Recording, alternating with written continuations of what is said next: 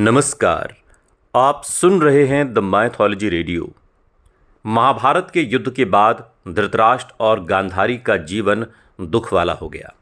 महाभारत में दोनों के बाद के जीवन के बारे में वन पर्व और आश्रमवासिक पर्व में बताया गया है, जिसमें उनकी भावनात्मक स्थिति, संन्यास की यात्रा और अंतिम समय का जिक्र है।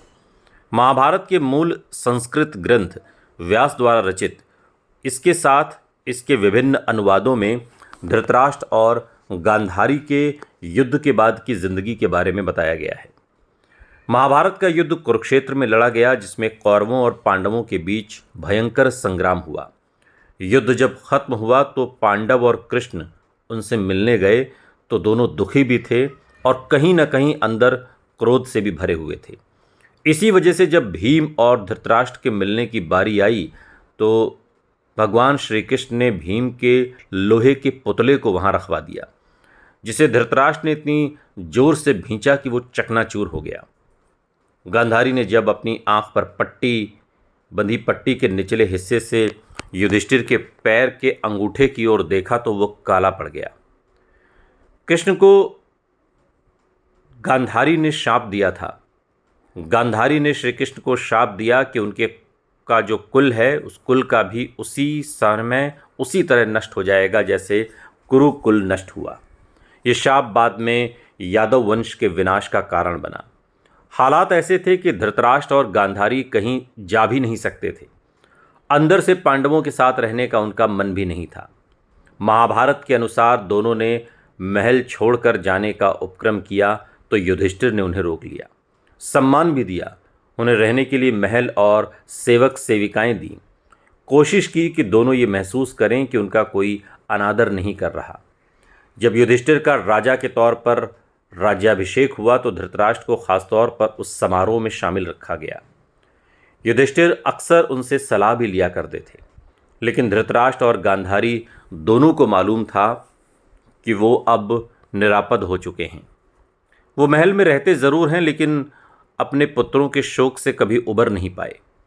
उनका दुख ये भी था कि उन्हें बार बार ये लगता था कि जिन पांडवों के साथ वो रह रहे हैं वही उनके पुत्रों की हत्या के लिए ही नहीं, उनकी इस स्थिति के लिए भी जिम्मेदार हैं।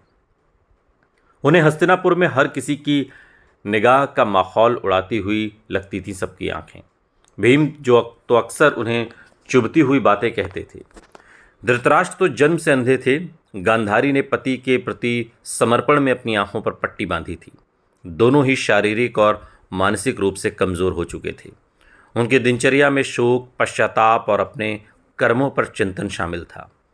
युद्ध के बाद लगभग 15 वर्ष तक धृतराष्ट्र और गांधारी हस्तिनापुर में रहे। इस दौरान युधिष्ठिर ने उनकी हर संभव देखभाल की। भीम का व्यवहार धृतराष्ट्र को बहुत चुभता था। भीम दुर्योधन का सबसे बड़ा शत्रु था। कभी कभी अपने कटाक्षों से धृतराष्ट्र को उसके पुत्रों की मृत्यु की याद दिलाता था। गांधारी दूसरी ओर अधिक संयमित और धार्मिक स्वभाव की थीं। वो अपने दुख को भक्ति और तप में डुबोने की कोशिश करती थीं। दोनों ही अपने जीवन के अंतिम वर्षों में ये महसूस करने लगे थे कि अब उन्हें सांसारिक जीवन से मुक्ति लेनी चाहिए। 15 साल बाद विदुर ने धृतराष्ट्र को संन्यास लेने की सलाह दी। महाभारत के आश्रमवासिक पर्व के अनुसार युद्ध के 15वें वर्ष बाद 15 साल बाद धृतराष्ट्र ने युधिष्ठिर से वन में जाने की अनुमति मांगी। वो अपने जीवन के अंतिम समय को तप और प्रायश्चित में बिताना चाहते थे। गांधारी ने भी उनके साथ जाने का फैसला किया। उनके साथ पांडवों की माता कुंती ने भी वन की ओर प्रस्थान किया, क्योंकि वो भी अपने जीवन के अंतिम चरण में थीं। पुत्रों से दूर रहकर तप करना चाहती थीं। धृतराष्ट्र, गांधारी और कुंती ने हस्तिनापुर से विदा ली, वन में एक आश्रम में रहने लगे। यहाँ उनकी दिनचर्या में ध्यान, तपस्या और आत्मचिंतन शामिल था। वो अपने पिछले कर्मों के लिए प्रायश्चित करना चाहते थे। इस दौरान युधिष्ठिर और अन्य पांडव उनसे मिलने आए, जिससे ये संकेत मिलता है कि उनके जीवन में उनके बीच पारिवारिक संबंध पूरी तरह टूटे नहीं थे। वन में रहते हुए एक दिन जंगल में आग लग गई। ये घटना महाभारत के मौसल पर्व से पहले की है। आग इतनी भयंकर थी कि धृतराष्ट्र, गांधारी, कुंती उससे बच नहीं सके। उन्होंने इसे अपने जीवन का अंत मानकर इसे स्वीकार कर लिया और आग में प्राण त्याग दिए। सुनते रहिए द माइथोलॉजी रेडियो, सुनता है सारा इंडिया।